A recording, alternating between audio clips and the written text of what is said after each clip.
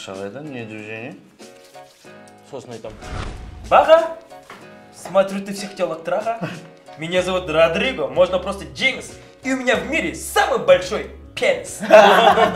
Мам, адам болып қапты ғой кәдімгідей. В смысле адам болып қапты? Шәккеше ғана мал болып жүрдің ғой ішіп пен. Супер изного вытащила. Ты хуйня.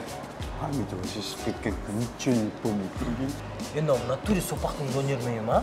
Сопағың қазір пиздес болып кеткен. Қойш? Ауылдан келе саламын көтеріп алған короче.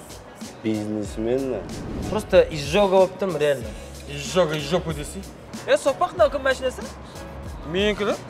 Да ну нафиг, қойш? Е-мая. Бұдан дәу табылмады ма? Неғып төпет етіп атсың, сен кеше ауылдан осы машинамен алып келдік қой. Серьезно ма?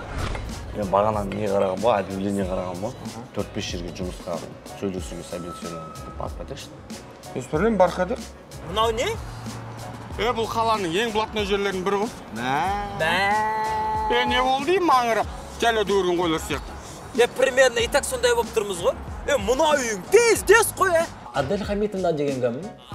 Адель Хамитовна деген біздің бастық. Сіздермен собеседование жүргізеді. А не ғой? Собеседование лучше сізбен жүргізсек қалай қарайсыз?